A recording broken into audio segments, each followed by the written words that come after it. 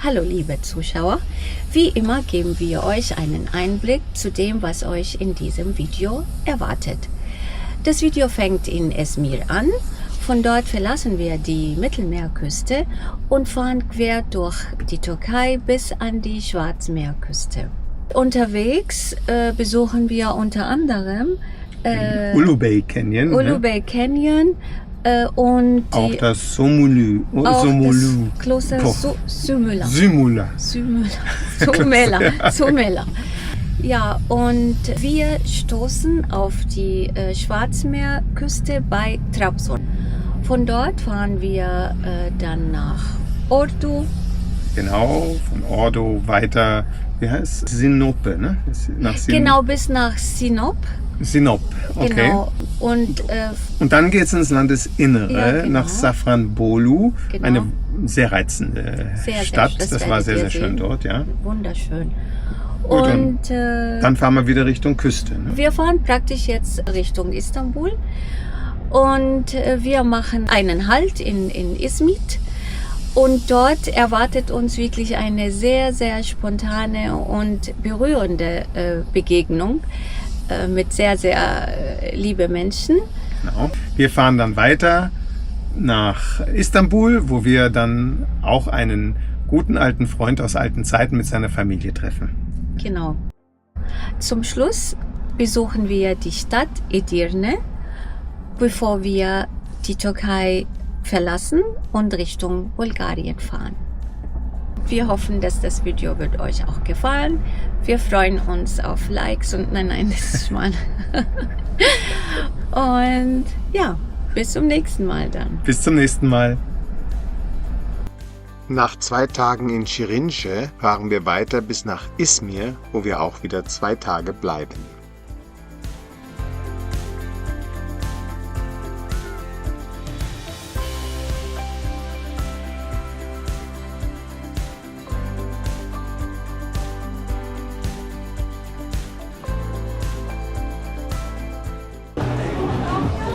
Jens hat Sehnsucht nach Damaskus.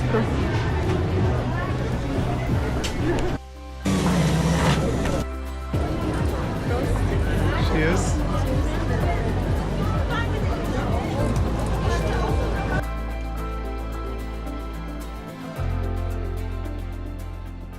Der Kemeralty Bazar ist ein weitläufiges osmanisches Handelsviertel aus dem 17. Jahrhundert und zählt zu den ältesten kontinuierlich genutzten Marktplätzen der Türkei. Er ist heute das lebendige historische Zentrum der Stadt.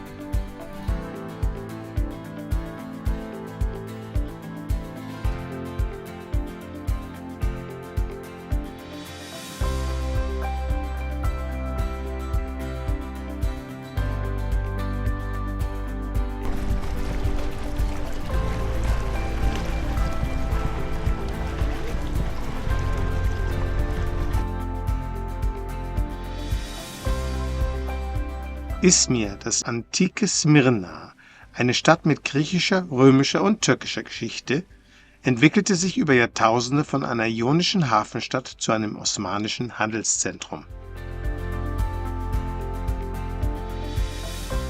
Auf unserem Weg quer durch die Türkei zum östlichen Schwarzen Meer fuhren wir zunächst 230 Kilometer bis zu einem Stellplatz bei Ulubey mit einem grandiosen Blick am Rande eines Canyons.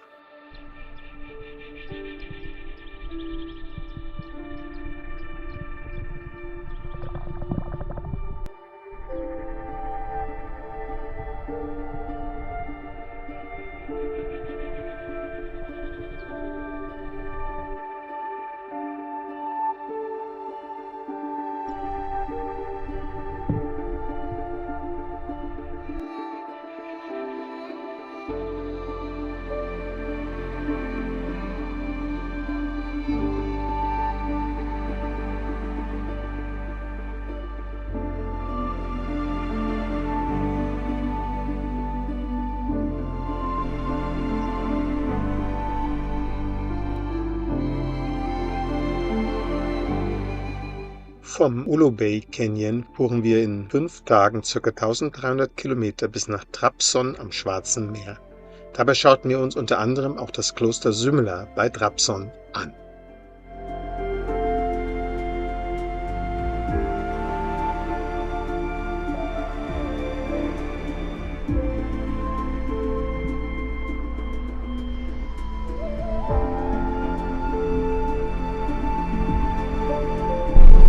Ob er uns wirklich zum Parkplatz fährt, das wäre ja ganz nett. Sowieso. Der führt uns jetzt Schauen wir hoffentlich mal. zum Parkplatz. Ja.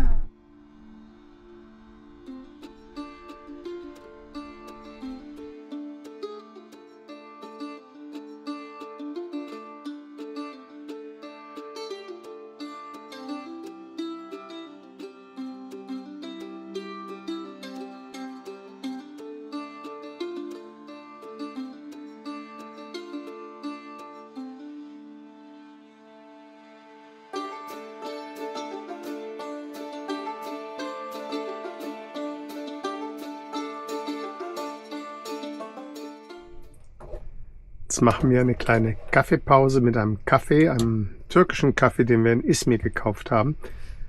Der ist mit Mandeln und Nüssen oder so ähnlich. Und Datteln. Und Datteln. Also, Eigentlich ganz komisch, aber ja. aber schmeckt sehr gut. Den haben sie uns am Ja. Markt angeboten. Haben wir probiert und dann haben wir ihn gekauft. Ja. Genau.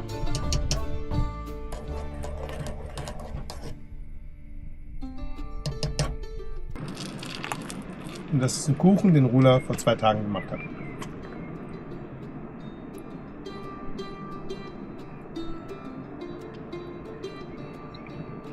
Schmeckt immer noch gut.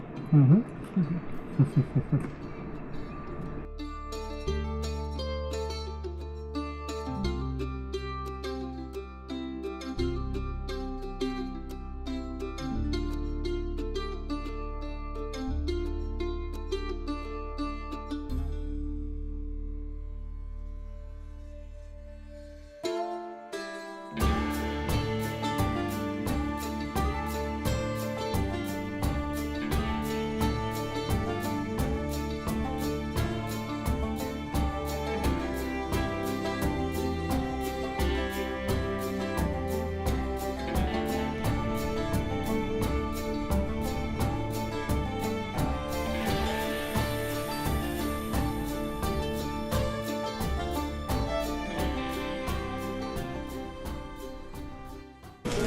Ja, wir sind hier im Kloster Sümela und die erste Erfahrung war, dass uns das Geld aus der Tasche gezogen wurde.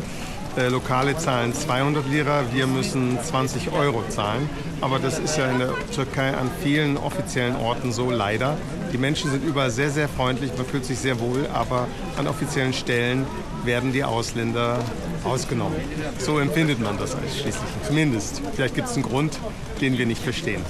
Ansonsten, das Kloster ist sehr besucht, ist im 4. Jahrhundert, glaube ich, ungefähr gebaut worden, mehrmals abgebrannt und in den 20er Jahren des 20. Jahrhunderts wurde es verlassen, da es den türkischen Bevölkerungsaustausch gab und die Griechen, auch die Mönche hier wegziehen mussten nach Griechenland und dafür das Kloster aufgeben mussten. In den 70er Jahren wurde es dann wieder aufgebaut und seither wieder als Wallfahrtsort benutzt. Ein sehr interessanter Ort. Das Kloster ist griechisch-orthodox. Es sind Massen von Menschen, die sich hier an einem Sonntag herbegeben. Trotz Regens, trotz Dauerregens.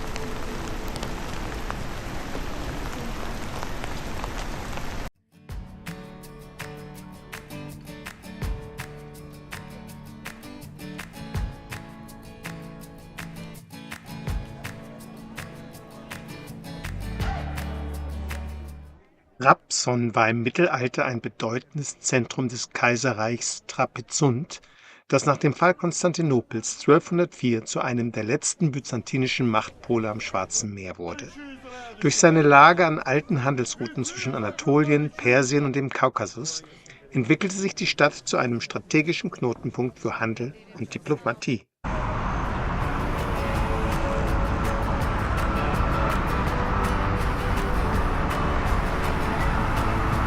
Schmeckt dir dein Zimt? Super.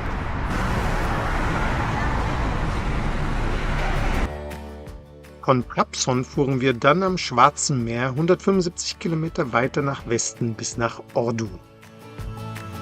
Die Dubai-Wasserspiele sind es noch nicht, aber es lässt sich sehen.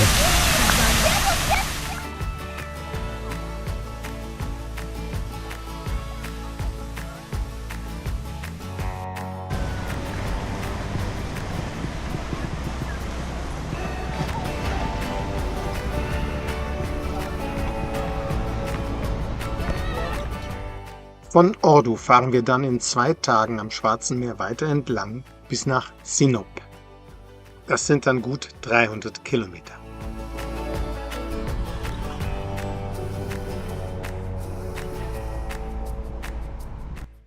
Hier sind wir in Sinop, der nördlichsten Stadt der Türkei, direkt am Schwarzen Meer. Wir haben lange gesucht, um einen Parkplatz in der Stadt zu finden.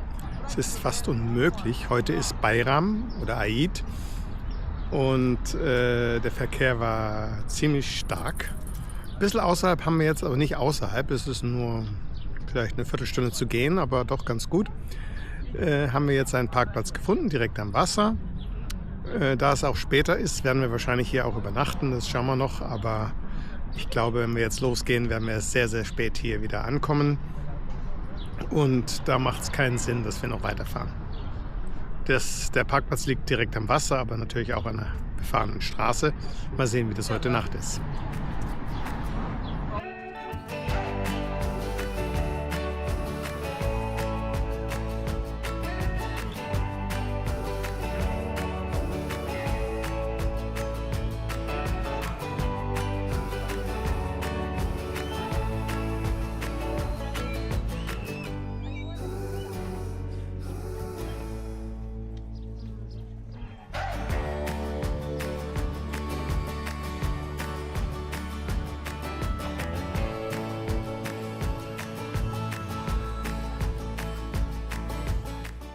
Sinop liegt auf einer schmalen Halbinsel im Schwarzen Meer und gilt als eine der ältesten kontinuierlich bewohnten Städte Anatoliens. Ihre strategische Lage machte sie seit der Antike zu einem bedeutenden Hafen, an dem sich griechische, römische und seldschukische Geschichte sichtbar überlagern.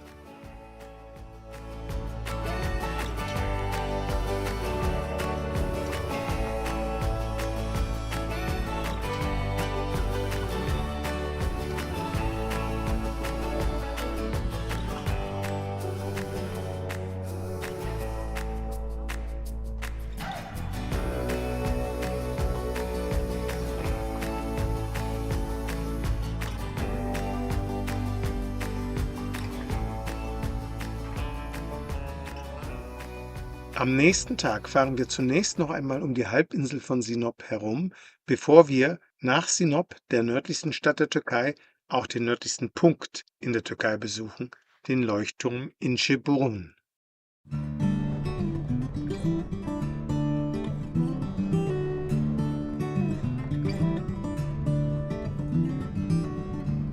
The trees, they are singing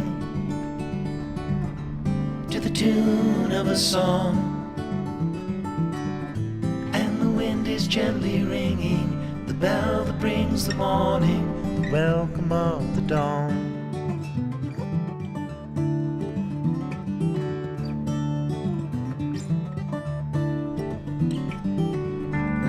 The voice of the robin, the call of the dove, red leaves are falling, the barn owl is calling, the welcome of the dawn.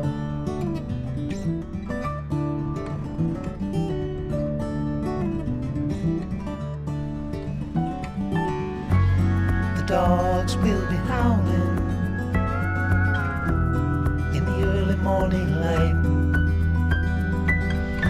All are happy to be out in the ending of the night, the welcome of the dawn.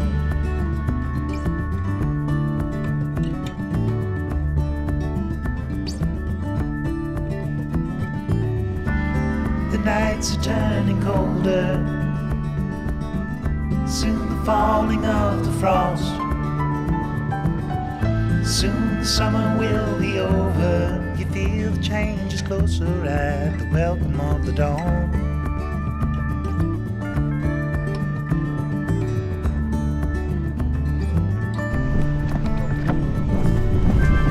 The trees, they are singing to the tune of a song. Gute Nacht. The bell that brings the morning, welcome of the dawn.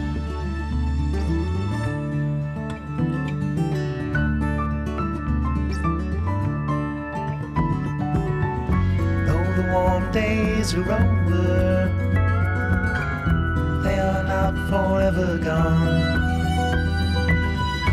Like the dust brings the night, the summer brings the fall. It won't be long till harvest comes, morning breaks, welcome of the dawn.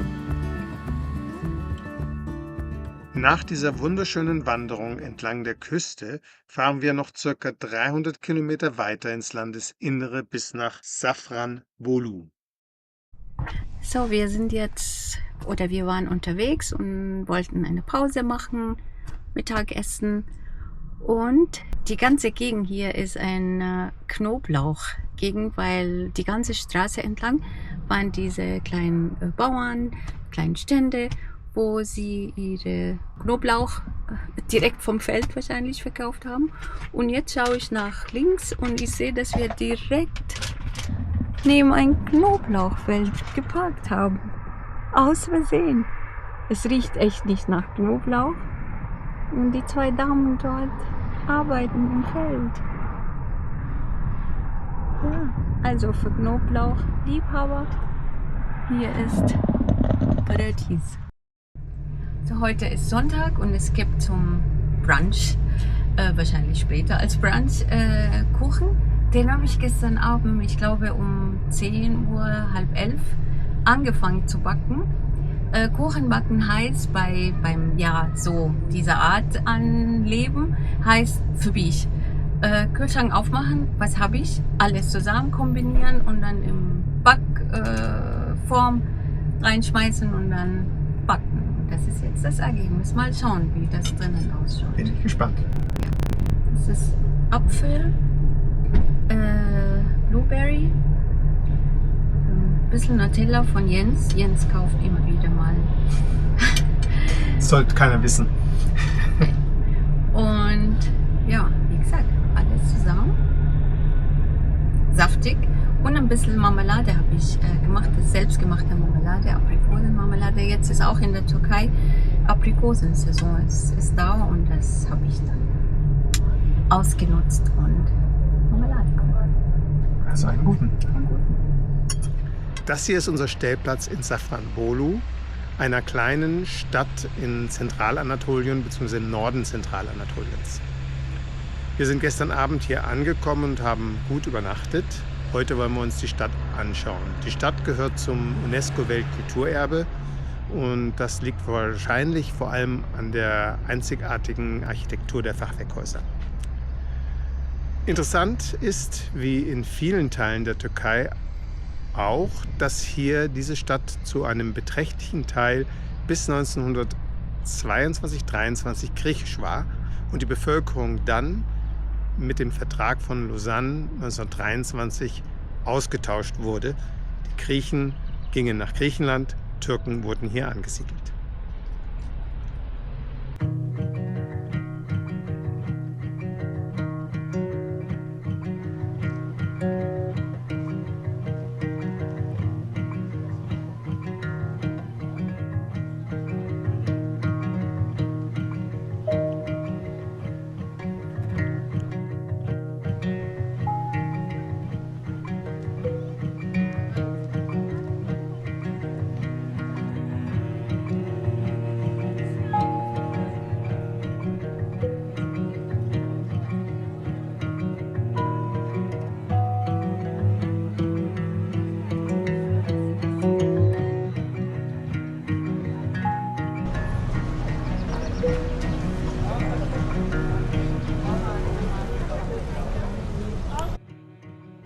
jetzt sind wir im Safran Bolu. Wir machen jetzt einen Spaziergang und entdecken die wunderschöne Stadt. Die Stadt ist für Lokum auch bekannt. Hier sind viele Geschäfte. Ich gehe jetzt in ein Geschäft rein und schaue, ob ich da drin auch aufnehmen darf. So, jetzt bin ich in ein Geschäft reingegangen. Das sieht echt wunderschön aus.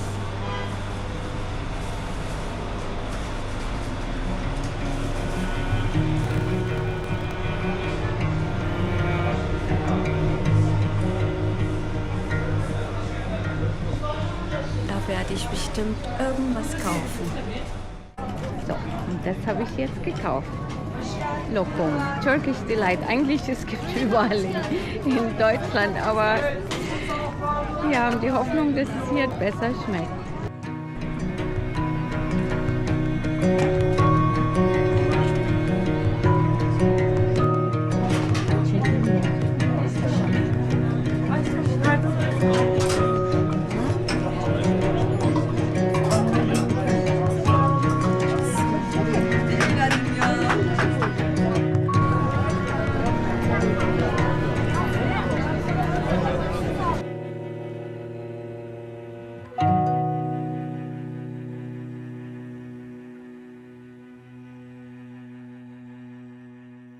Von Safranbolu fahren wir zum Fischessen und Bummeln in die pittoreske Stadt an der Küste Amasra.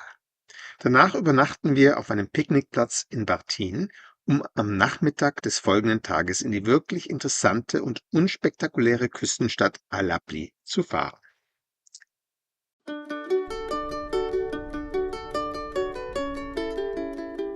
Amasra war einst die antike Stadt Amastris, gegründet im 4. Jahrhundert vor Christus von einer persischen Prinzessin.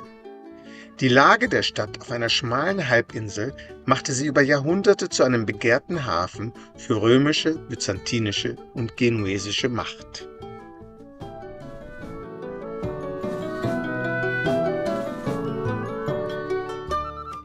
Gestern Abend sind wir in diesem gemütlichen, ursprünglich osmanischen Fischerdorf angekommen und haben hier auf diesem Parkplatz übernachtet. Es ist ein sehr netter Ort. Wir sind gestern Abend noch spazieren gegangen und heute arbeitet Rula hier direkt auf einem Picknickplatz. Also ich denke, das ist der ideale Arbeitsplatz.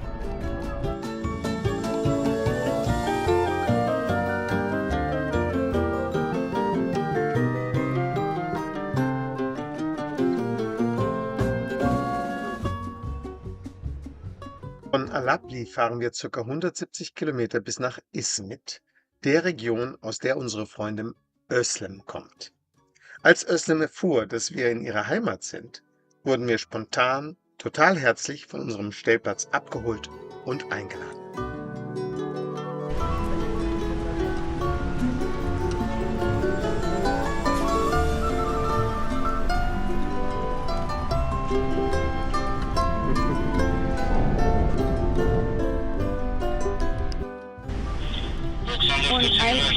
Also,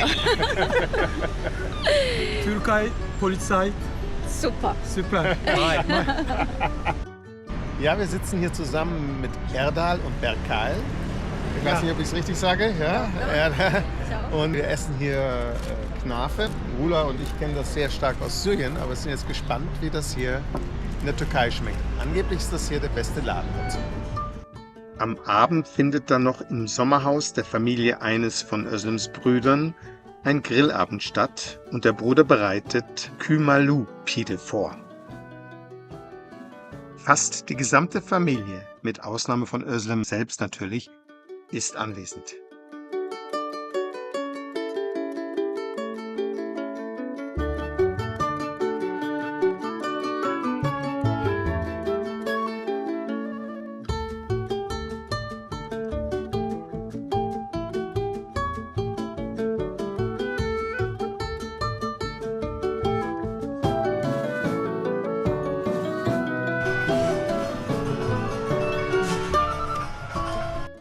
Ja, wir sitzen hier mit der Familie von Özlem zusammen, die das alles arrangiert hat. Wir sind heute Morgen spontan aufgefordert worden, hierher zu kommen, oder wurden abgeholt und sind dann erstmal durch die Stadt von der Özlem gefahren. Und jetzt sitzen wir hier und essen zusammen mit der gesamten Familie von der Özlem. Danke, Özlem. So herrlich. Es ist echt super. Ich bin wieder sprachlos.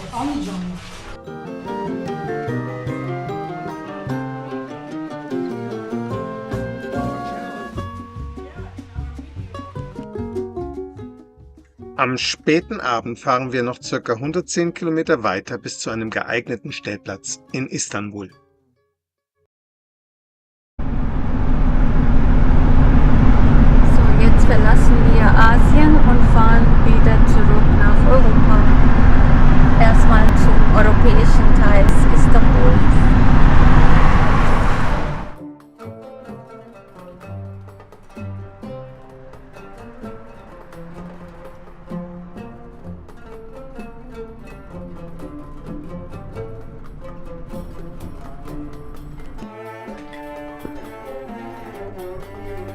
فخلص مشي الحال مالته هو دفعوني وقال هدول ممكن.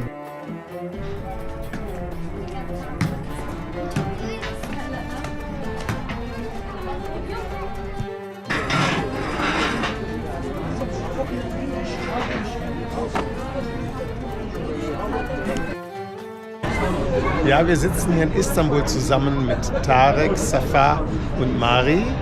Den Tarek kennen wir noch aus Damaskus, aus dem SOS Kinderdorf, wo wir damals viel zusammen gemacht haben. Und wir haben uns jetzt hier in Istanbul getroffen. Es war eigentlich unser Hauptziel, in Istanbul den Tarek zu besuchen. Und wir genießen hier einen wunderbaren Blick. Ein Reis, aber typisch türkisch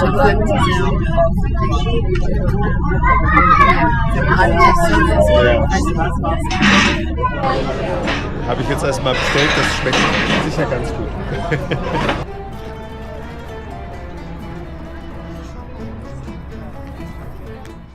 In der Türkei ist es üblich, dass sich die Menschen am späten Nachmittag, wenn die Temperaturen angenehmer werden, in den Parks treffen, dort mit ihren Kindern spielen, Freunde treffen oder Picknick machen.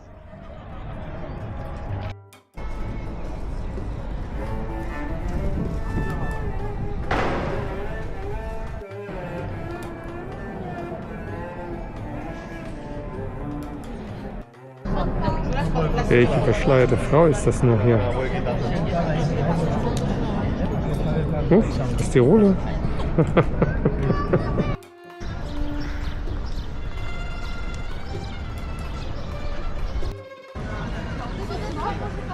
Natürlich, beim Mais kann die Rula nicht vorbei. Haben wir schon mehrmals gehabt.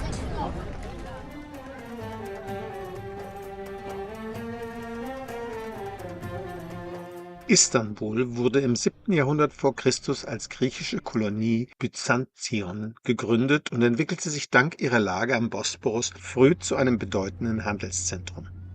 Unter dem Namen Konstantinopel war die Stadt fast 1600 Jahre lang Hauptstadt des römischen, byzantinischen und später osmanischen Reiches und prägte als religiöses und politisches Zentrum die Geschichte dreier Imperien.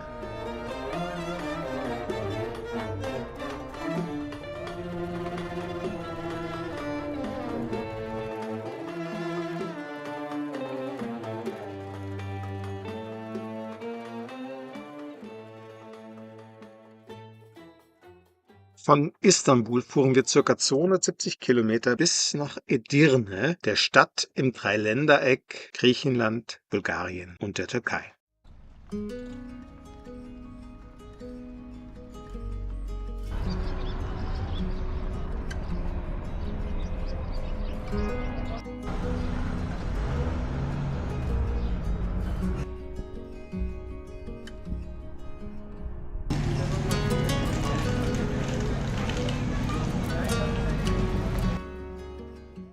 Edirne wurde im 2. Jahrhundert nach Christus vom römischen Kaiser Hadrian als Hadrianopolis gegründet und gewann durch seine Lage an den Flüssen Tunka und Maritsa strategische Bedeutung. 1362 fiel die Stadt an die Osmanen, diente bis 1458 als Hauptstadt des Reiches und blieb auch danach ein zentrales politisches und kulturelles Machtzentrum.